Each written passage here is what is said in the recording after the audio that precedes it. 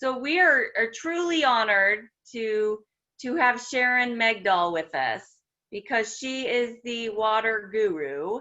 She is going to be explaining the basics of the drought contingency plan, as well as especially talking about the CAP deliveries and the impact to Pinal County area farmers. So I'm going to read her impressive bio. She is the director of the University of Arizona Water Resources Research Center, the WRRC, a cooperative extension center, and a research unit in the College of Agriculture and Life Sciences. Her work focuses on water policy and management, on which she writes and frequently speaks. She also holds the titles Professor and Specialist, Department of Environmental Science, C.W. and Modine Neely Endowed Professor, and Distinguished Outreach Professor. The geographic scope of Dr. Megdal's work ranges from local to international.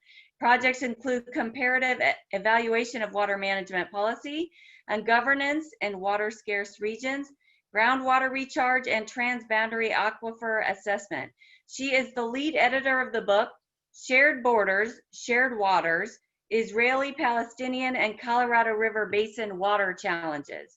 Her policy columns and reflections can be found at wrrc.arizona.edu/director. Dr. Megdal teaches the multidisciplinary graduate course, Water Policy in Arizona and Semi-Arid Regions. She was named the 2020 recipient of the Warren A. Hall Medal for Lifetime Achievement in Water Resources Research and Education by the University's Council on Water Resources. She serves as board president, International Arids Land Consortium, and board member, American Water Resources Association, and represents the residents of Pima County on the elected board of directors for the Central Arizona Water Conservation District, also known as the Central Arizona Project, the CAP, which we've been talking about a little bit today. The CAP delivers Colorado water to Arizona, to Central Arizona. Dr. Megdal has served on numerous Arizona boards and commissions, including the Arizona Corporation Commission, the State Transportation Board, and the Arizona Medical Board. She holds a PhD degree in economics from Princeton University, and we're truly honored to have, again, the water guru here with us today. So Sharon, with that, I will unmute you and feel free to share your screen. Let me know if you're having issues with that. Thank you so much for joining us. All right, I think I'm unmuted, but I think before I share my screen, I don't know if you can see, I've got my A shirt on, Sharma. You're doing all this cheering for Arizona State University. I know you've spent a lot of time with Director Mark Killian, who always will mention ASU, and I think you're carrying that forward. So we got to say, go Wildcats here. So it is my pleasure to be here. I am going to share my screen because I did prepare a PowerPoint, and I'm also going to be timing myself. So I'm assuming now you're seeing my screen. Is that a fair assumption? I didn't hear no. So just to pace your listening, Sharma said I could have 30 minutes. It looks like we're running about 15 minutes behind the time frame, but if I take the 30 minutes, we'll be done at 11:30, and then presumably those who wish to stay for questions can do so. It's really a pleasure for me to have been invited to talk to the this session sponsored by the 3 NRCDs. As was mentioned earlier, connecting to each other and connecting the different focal points, whether it's agriculture, land preservation, riparian areas, water management in cities and for farmers and the like. We're all very busy, and sometimes we don't get to, cross over and connect as much as we'd like to. And I would note that the Water Resources Research Center connected to NRCS back over a decade ago when NRCS was doing rapid watershed assessments and was putting together maps for each of the areas and so forth. And so I'm very happy to be connected to you again through this workshop. I do want to take just a couple minutes to explain a little bit about who we are. Those of you who are on the phone can't see the slide that shows our building. We're slightly off campus in Tucson, just southeast of the stadium. We're in the old Boy Scouts building, and if you can see the photo, you see the emblem and motto of the Boy Scouts, which is to be prepared. And I often say that's a good place for an entity that works with communities, with people of all ages, on understanding how we approach our water management here, what our challenges are, so that we can identify pathways to solutions to these problems, much as Supervisor Miller is working on those in Pinal County. On this slide, on the early slide and the end slide, I will have our website. I'll also have my email address. Sharma, you're free to post these, do whatever you'd like with them. But we have a lot of useful information on our website. On Fridays, we issue a weekly wave. We give information about our brown bag seminars, updates on some newsy items, and we encourage you to subscribe. You'll get a Friday email from us. As Sharma indicated in the introduction, we are part of Cooperative Extension. We have a statewide focus. We're not large. We house 3 faculty members, all of whom are connected to the Department of Environmental Science. We have water professionals, other staff, and students. We focus on addressing real world needs, and we work a lot with communities. We house Arizona Project WET, which has a vibrant program in Pinal County, has for many, many years, work on water quality. The Water Rapids program, led by Ashley Hollinger, who I will mention again on the next slide, looks at water for natural systems, mapping and visual guides, and community-based scenario planning. Does a lot of mapping. We've done a lot of work in Gila County in the Cobra Valley area, and also in Graham County in recent years. And so education is key to everything we do. Working with students of all ages is key to what we do. And here are some snapshots of a few of our publications. We issue an Arroyo publication each year. It's connected to our annual conference. In 2017, we held a conference on water and irrigated agriculture in Arizona. And this publication, which is available for free download, gives a nice overview of agriculture in the state of Arizona. And then to your right side is the cover of the visual guide to water in the Pinal Active Management Area, which is a report that Ashley Hollinger put together in partnership with the Babbitt Center for Land and Water Policy and working with Blaze, who's from Pinal County Cooperative Extension. I saw his name earlier on the list of participants, and others. And it's a very good resource to get a sense of the situation in Pinal active management areas. So I encourage you to look at it. So we have publications, we do seminars and webinars, we have this weekly wave, and we do a lot of talking, giving talks. And this is just a snapshot of one of my slides where I talk a lot about pathways to solutions, to issues and challenges, and searching for those solutions. So I'm a big believer in trying to provide good context for what we're talking about.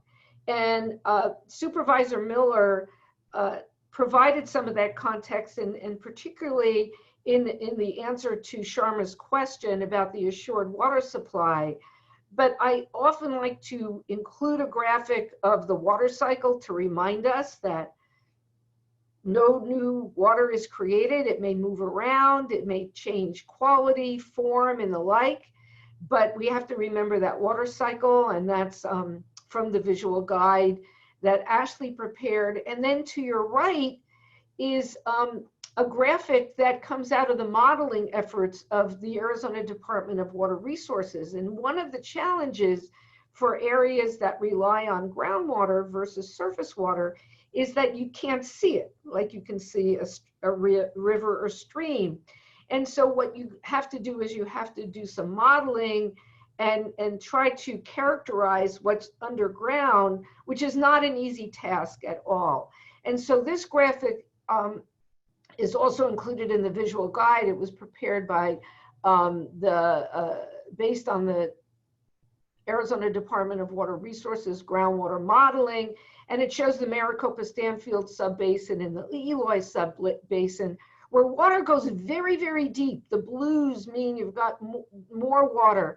The oranges and the yellows mean you don't have so much water. And what's at issue here in the Pinal active management area is exactly what Supervisor Miller mentioned in his response to Sharma's question, and that is there's a limited amount of water. The model, how much it shows, depends upon the assumptions that go into the model. And the stakeholder group that Supervisor Miller chairs has been looking a lot. That ad hoc committee that he chaired for the legislature or that Representative Cook chaired, looked a lot about the assumptions that went into the model. But one of the issues is the issue of physical availability. So that's a key issue to keep in mind for this region. And then the geographic context is very, very important. So here we are, we're part of the Colorado River Basin. Arizona historically in the last 20, 30 years has depended upon Colorado River water for a substantial amount of the water use in the state. And our state is almost wholly within the boundaries of the Colorado River watershed. Here's a map of Arizona showing those active management areas up through the central corridor of the state, and then up in Prescott. And then also by state law, there are irrigation non-expansion areas. We don't have time to go into a primer on water management. That would be another workshop, another day. But these areas, the active management areas, are, as they sound, they are areas where groundwater is actively managed and regulated by the state of Arizona pursuant to the 1980 Groundwater Management Act as amended. And then I took this map. Sharma knows I was emailing her all week about maps and the NRCDs because, as I said, I have not been focusing on them, and so I wanted to get a sense of where we are, and we've got the West Pinal and Casa Grande and Eloy rather, and Florence Coolidge NRCDs as the active ones currently in Pinal County. And what I particularly was interested in, and I have to thank Sharma and Ashley for quickly providing and using some GIS layers that we didn't have our hands on to map the NRCDs and superimpose both county boundaries. So here you've got the Pinal County boundaries and also the Pinal active management area, which is this larger, darker area. And so what I discovered, and this is what I wanted to discover, is that basically the West Pinal NRCD is within the Pinal active management area. The Eloy NRCD is within the Pinal active management area, but the Florence Coolidge up here, actually part of it is in the Phoenix active management area, with a majority of the land area in the Pinal active management area. And why is that important? It is important because the rules of engagement in terms of the goals of the Groundwater Management Act, the Assured Water Supply rules, may differ by active management area, and definitely do differ by active management area here. Here's a map. I'm going to go through these very quickly just to give you, these are the Pinal active management area water providers. Here is land ownership in the region, and notice the light blue of state trust lands. So the state land department, the state trust, has ownership of a lot of lands in the county. And then here is a map of the irrigation districts. And these all were maps taken from that, the visual guide. And all of this is relevant to how, what we see on the ground in terms of water management, in terms of the assured water supplies and the like. And then finally, and I think this is my final background slide before I get into talking about Colorado River and DCP in more detail. This is our Water Resources Research Center's Arizona Water Map poster. It's available on our website, but it's also available to purchase hard copy. And this is just a quick snapshot, number of people. Of course, we still are growing, might have slowed down some, but areas seem to be booming right now. How much water we're using, we measure in terms of acre feet. An acre foot is the amount of water it takes to cover an acre of land, 1 foot deep, around 326,000 gallons. These numbers are before the DCP kicked in, the Drought Contingency Plan, but more than 40% is groundwater. About 3% is reclaimed water. We still have other surface supplies such as Salt River projects serving Phoenix and other surface waters around the state. But the Colorado River water, either along the western boundary, the main stem of the Colorado River water, or through the Central Arizona project, delivered, the water's transported from the river uphill to the terminus, 336 miles away and almost 3,000 feet in elevation, is responsible for providing roughly 40% of the water use in the state of Arizona. Statewide, the numbers indicate about 70% of water diverted or extracted is done by agriculture. Some of that returns through return flows, but we're talking about, how much is pumped, how much is extracted. The numbers are higher in certain areas, of course, lower. This is a statewide average, and the figure is higher in the Pinal active management area. And then, as I mentioned, groundwater is managed in the designated active management areas. And one thing to keep in mind is groundwater and surface water laws are not integrated, and even surface water kind of rules may differ, let's say, for the Colorado River versus other water supplies. So every month, the staff at the Central Arizona Project prepare a report on Colorado River water supply for the board based on data and information coming from the Bureau of Reclamation. So this is the chart that was provided at the September meeting of the Board of Directors of the CAP. And so every month you can find a diagram like this. And what it shows is in these buckets, the amount of water in each of the important reservoirs, the two largest being Lake Powell, that is basically the storage reservoir for the upper basin states of Wyoming, Colorado, Utah, New Mexico, and then Lake Mead, which is a large storage reservoir, which if full would have about 4 years worth of supply for the lower basin states of Arizona, Nevada, and California. And then Mexico also has a treaty right to deliveries of 1.5 million acre feet per year from the United States. And the story of the last 20 plus years is a story of drought, poor hydrology, low inflows, such that right now, as of the end of August, the Lake Mead was about 40%. And so that's of capacity. And that's what's monitored on a regular basis. And it's because of the poor hydrology and the drought that in 2007, a set of interim shortage sharing guidelines was adopted by the Secretary of Interior. Despite the fact that Hoover Dam was completed in the 1930s and that water deliveries have been taken by Colorado River users for years and years and years, And through the Central Arizona Project, deliveries started to be made in the 1980s, with completion to the Tucson and south of Tucson area in the early 1990s. There had not been guidelines for sharing of shortage. There had been surplus guidelines.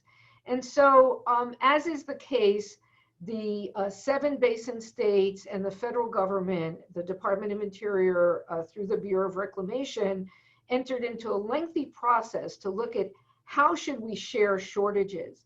And so in 2007, the Secretary of the Interior promulgated, through a record of decision, interim shortage sharing guidelines to indicate how shortage would be shared with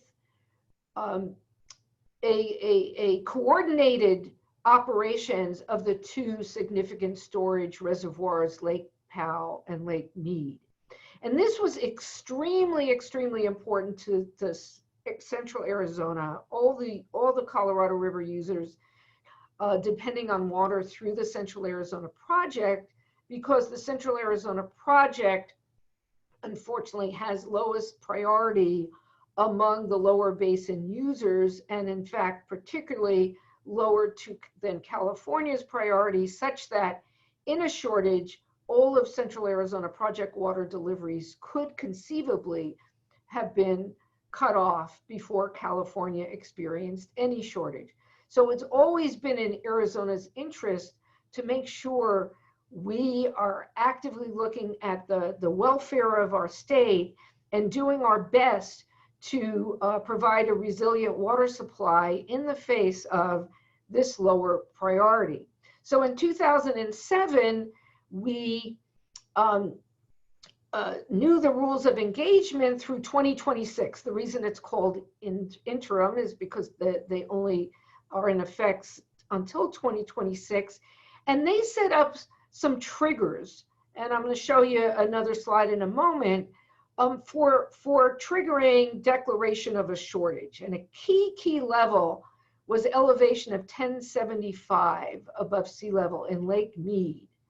And fortunately, through the decade after 2007, a shortage had not ever been declared, but the hydrology continued to be very poor, such that it looked like we could no longer count on propping up levels in Lake Mead and taking actions to avoid not only what was called a tier 1 shortage, but shortages so deep or decreases of storage so deep that we might not even be able to deliver water below Hoover Dam in the worst case scenario.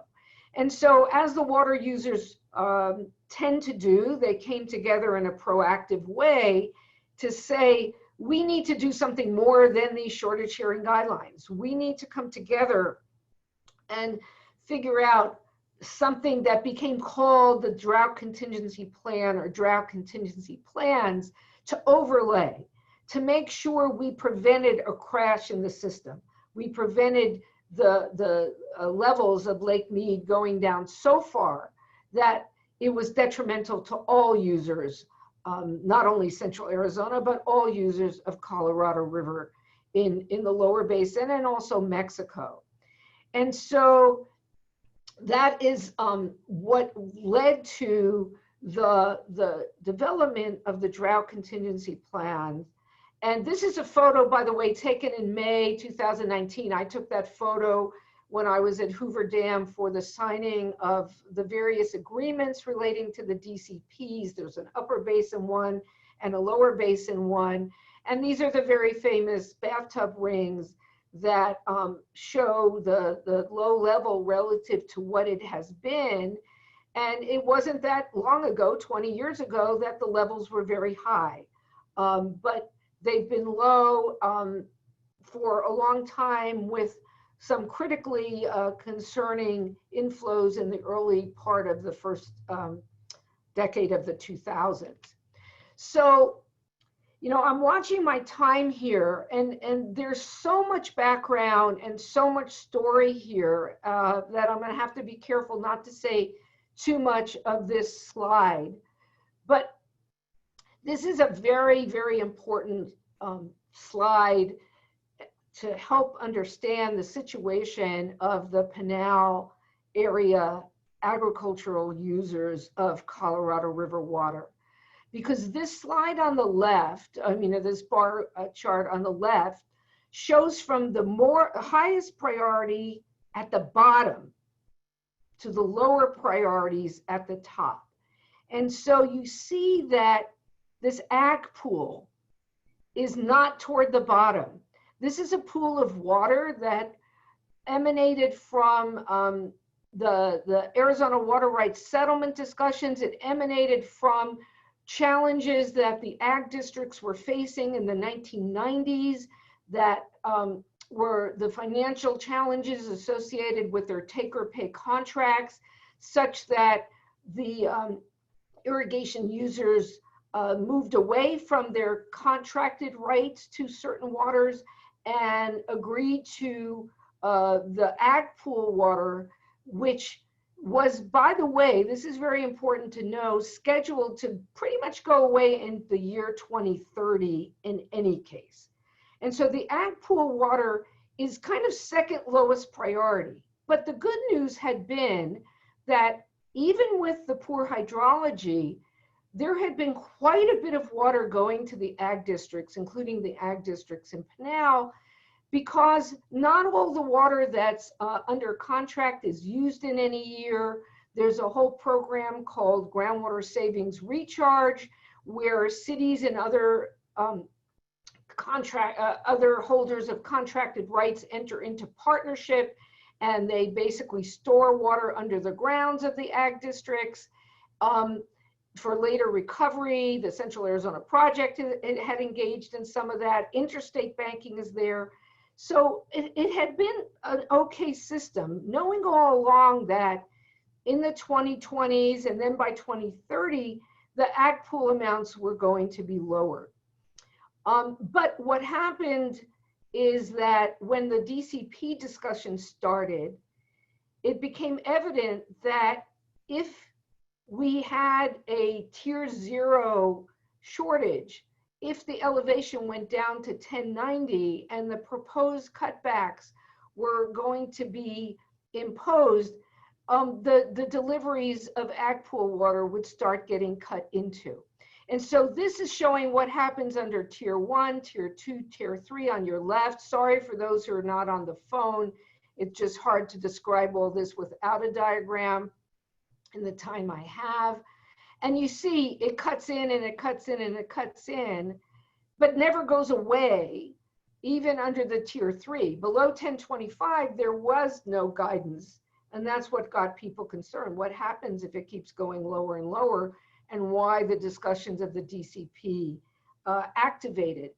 But if you started to overlay this tier 0, this cutback that Arizona would take of 192,000 acre feet if elevation is below 1090, and then you start cutting into, there's a little green sliver, but then look, oops, that was, look what happens in a tier 1, a 1075 shortage. The whole ag pool goes away. And that is what was of significant concern to the ag districts, because they were saying, well, for us, we may be better off just taking our chances as to what happens here than if we go into a tier 1, which seemed like it could be very likely. And let me just very briefly state that the DCP discussion started in earnest. It didn't start in earnest in 2018, they were going on. It wasn't until 2018-19 that we had that very good winter. Wish we had that kind of winter this past winter, but we didn't, the 1920 winter. And so in 2018, a tier 1 shortage looked very likely. And that would have taken all the water from the ag districts through the ag pool. And so it came to a group discussion about how do we, as the state of Arizona, come together to make sure we look after all of our water users and understand the risks and challenges faced by each. And there were risks to the non-Indian agriculture priority, that orangey color. I don't have time to go into that. And so what happened is, through a coordinated effort chaired by Department of Water Resources Director Tom Bishotsky and Central Arizona Project General Manager Ted Cook, and 40 plus dedicated people, the Arizona work group met time and time again, subgroups met time and time again to really work through an arrangement so that they could all go to the legislature, support legislation that was in fact adopted in on January 31st, 2019, kind of a deadline date. And this is just a slide of the agreements that had to be reached to implement the Lower Basin Drought Contingency Plan in Arizona. So lots of agreements, lots of negotiations, lots of money, lots of water, lots going into that. And so for the ag districts that were affected by the potential cutbacks and elimination of the ag pool water, which is the water they were able to pretty much count on according to agreements reached in the early 2000s, a program was put together to help the ag districts develop 70,000 acre feet of new groundwater capacity by 2023. 2023 was when a cutback was going to kick in anyway to the ag pool water and decrease it by, I believe, 100,000 acre feet.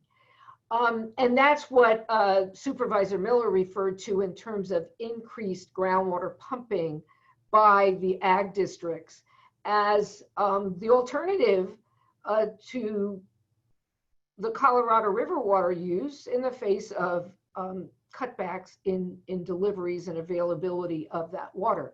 The districts have a right to that groundwater per the Groundwater Management Act, provided it's available and provided it's economically feasible for them to use that water. And so a financial package was put together. It included a loan from the state of Arizona. There's some federal funding through the NRCS. At the time of this, it was a request. I think there's been $10 million approved. I'm not sure it's been executed yet, going back to the earlier presentation from NRCS that monies can be approved, but that doesn't mean they're actually given out yet, because there's a whole bunch of steps to pass through before that's done. And so this shows the collection of funders there. And so here's just some discussion points. I've covered some of this already, but the ag pool would have gone away already at 2030. The land that's eligible to be irrigated within the AMA must have had a history of irrigation before the 1980 Groundwater Management Act was approved. It's the question though, will the groundwater use be economical? Even if the ag pool water goes away, that doesn't mean there's no Colorado River water available to the ag districts. There's the partnerships through groundwater savings projects, a legally authorized form of recharge.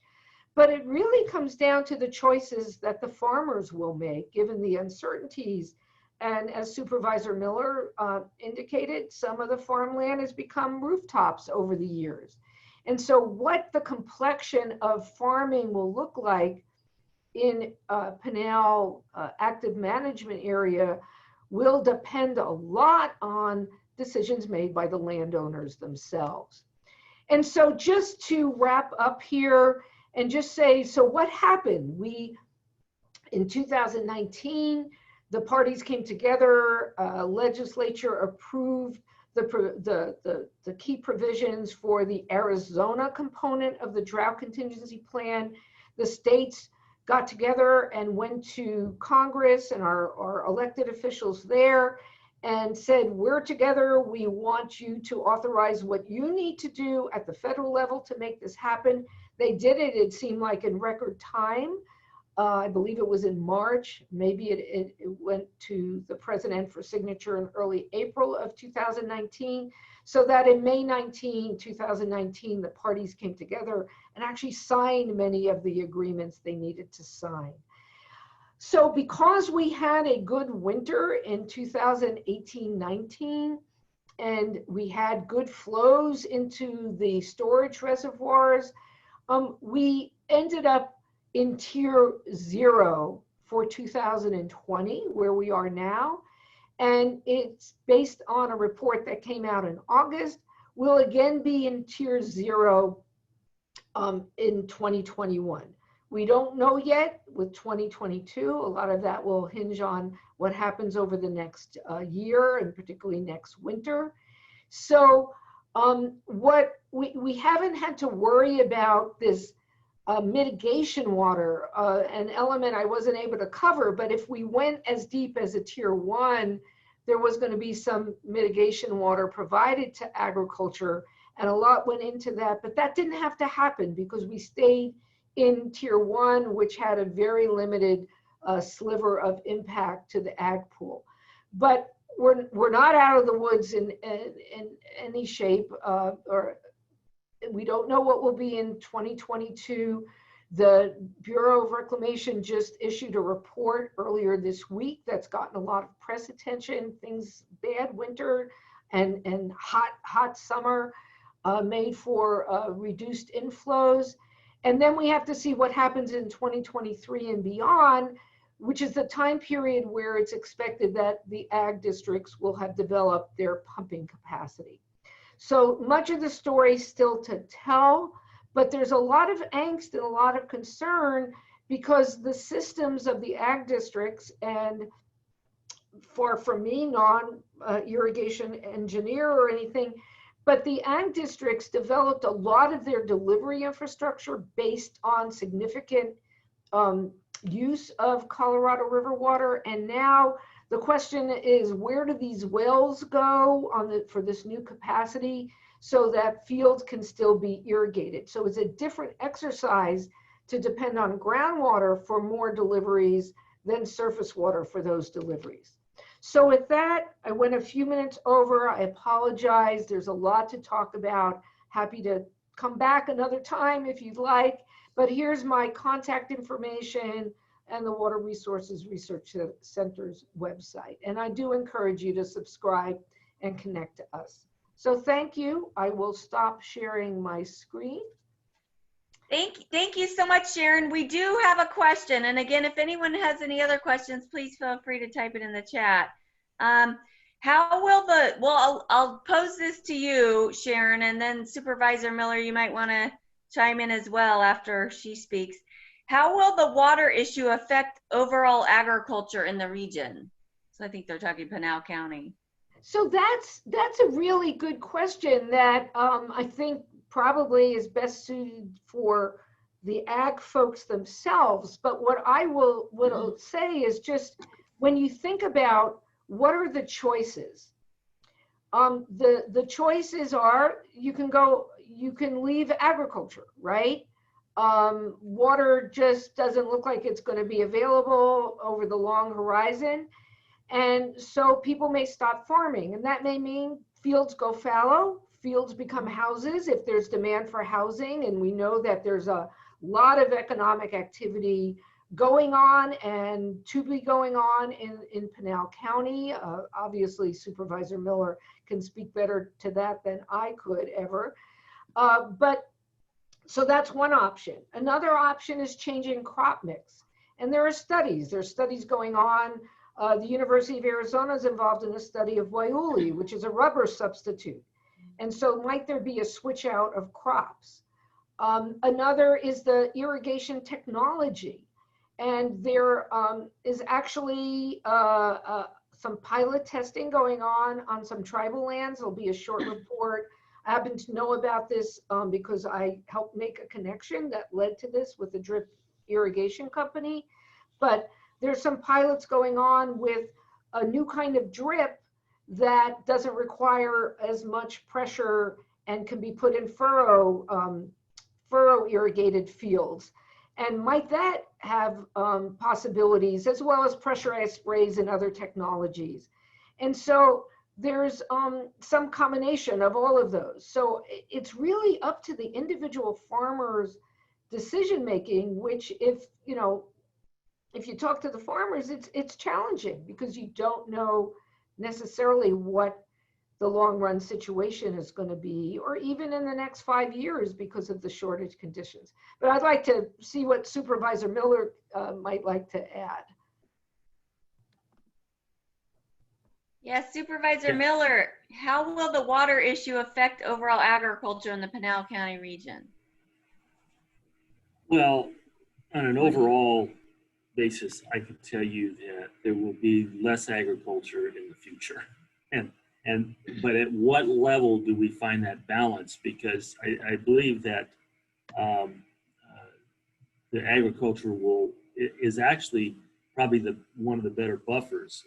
You can fallow land and not use water when there's opportunity. Dr. Megdal touched on all the things I was just thinking of as well. The new techniques of watering is one of those things that's out there that is really being studied. The challenge in Pinal County comes to, we have two types of farmers. We have the farmer that owns his own land and is farming. Does he put the investment in technology and continues to farm? Or is it the farmer that has already sold his farm, leasing it back, and already has that probably end date in his mind? He's not going to put hundreds of thousands of dollars of infrastructure in a piece of property that he doesn't own, and probably will more likely turn into rooftops sooner than later.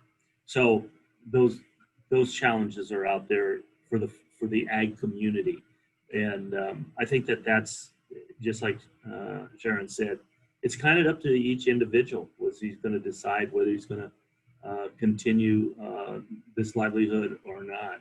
So, and I don't know. I hope that at some place along the way that there's those opportunities that we keep the farmlands because I think they are a great buffer, not only just for water use, but I think it's a quality of life type scenario. I mean, I'm native Arizonan and I've lived near farm fields my entire life. I just think it's part of our society. I don't want to see wall to wall rooftops or the big super corridor they refer to, because I do believe we set on some of the most fertile land. And there's the economics of it. Does cotton go to $1, $1.50?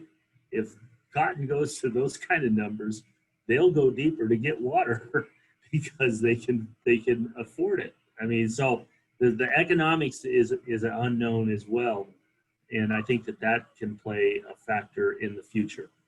But there won't be more farmland. There will be less farmland, and where does that balance finally hit?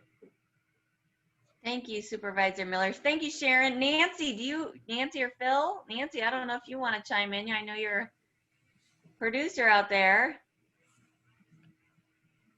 Hold on a moment. Yeah, there you go. You have anything to add, Nancy? Hold on a moment. You're muted. You're muted. Hold on.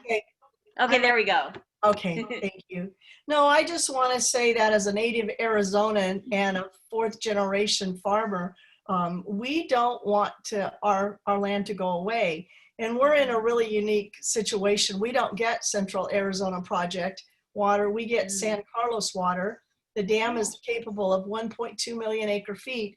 And I just checked out the numbers, and right now it's got 40,000 acre feet. That's all. And so with that, we face even bigger water challenges because we don't get Central Arizona Project water. We could be entitled to it maybe eventually, but with the drought, we're very concerned and we really do want to hang in. Right now, the land all around us is being sold for solar and solar energy. It's already been put up on the east side of us and it'll be put up on the north side of us. If you drive down towards the Selma Highway and on 11 Mile Corner Road or La Palma, there are solar panels going in everywhere. And the 11 Mile Corner gin has been sold. 10 acres will be going to a feed store. And the other 90 are probably going to be solar. It's not sold yet, but it's like right around the corner. We're very concerned about our future. We're looking into alternative crops. And so, we're looking at different ways to water, more efficient ways. But as I said, we just believe in agriculture and we don't want it to go away. And Sharma, if I could maybe just add something that this is still in the very developmental stages, but actually happening, is that there's a faculty member, Greg Barron Gafford at the University of Arizona, who's developed this concept of agrivoltaics, where you grow crops under solar panels. And they installed it up at the Biosphere 2. They've done a garden at one of the schools in Tucson. It's going to be implemented in the Arava Desert in Israel. He hopes to take it to Kenya, and there's a new effort involving the University of Arizona that may connect to Africa. So there's, some opportunities to do some innovative things, especially with a lot of the interest in locally grown food that can really be synergistic. And I just wanted to mention that in relation to this issue of solar going in everywhere. It doesn't mean that the crops always have to go away. Thank you. And I would like to also add something to that. When Next Era Energy was going in next to us, I talked to them repeatedly about dual purpose of the land and just exactly what Sharon was saying. Because that would be a very viable solution. And their response to me was, well, we're studying it at the Biosphere, and right now it's not economically feasible, and we want to get our panels in now.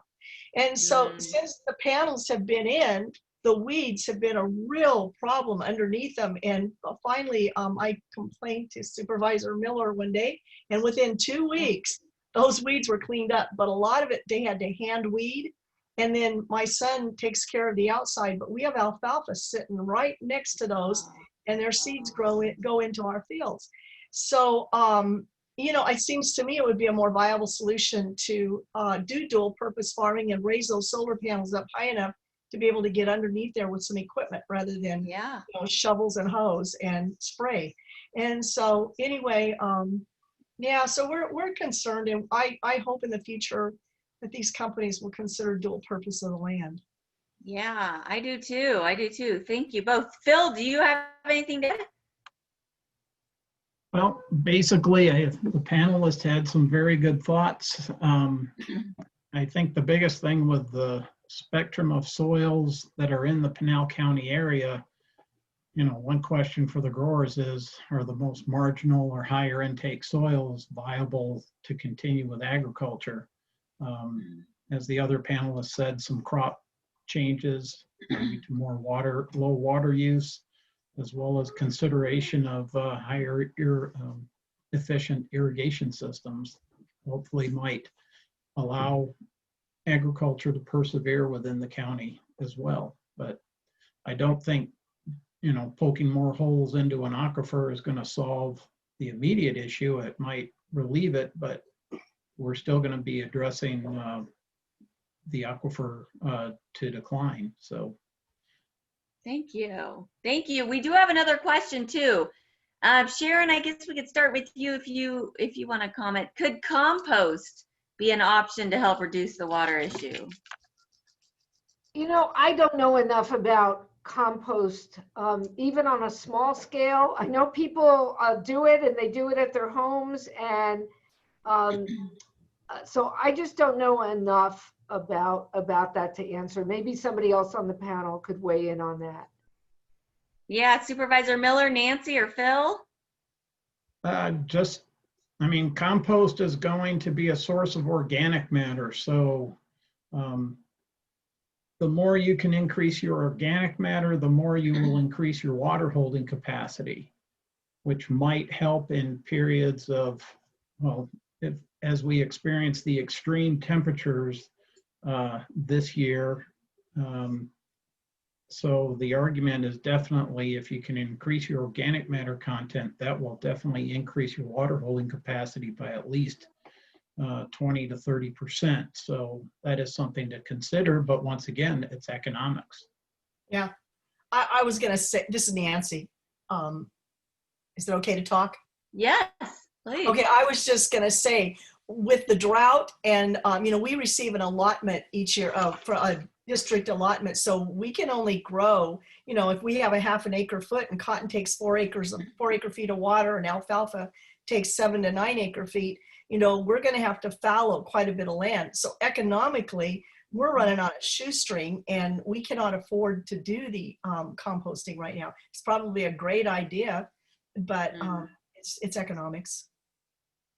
Thank you. Any else on that? Okay, and then we do have a comment from Blaise Avancho. Sorry if I butchered the name. It says, Sharon, thanks for the Waiuli plug. We will be having a Waiuli meeting on October 15th with Bridgestone, and they can be contacted at, I was given an email address, I bet everybody can see, BEE1@arizona.edu for that. I love how Waiuli is spelled. It took me forever to figure out how to say that, and I'm glad I just heard you say that, Sharon, because I would have forgotten about that. Actually, I want to ask one more question. Well, and again, if there's any other questions, type them in the chat. But Sharon, is there a prediction on when we're going to hit tier 1? I know you said in 2020 we will not. We're tier 0. In 2021, same thing, tier 0. What do you think about? And you don't know beyond that, but is there a prediction? Well, each time the Bureau of Reclamation comes out with its studies, it updates the percentages, and there's been a lot of press this week that I haven't actually had a chance to go back and digest, but my understanding is that the probability of a tier 1 for 2022 has gone up substantially from where it was, because we've had such a horrible summer of heat and dryness, and therefore runoff and evaporation and all that. And so I think people were feeling better about the possibility of 2022 also being tier 0, but now that's not looking quite as good. Oh. And so I think until the winter comes, we can't really talk about the next year until that winter comes.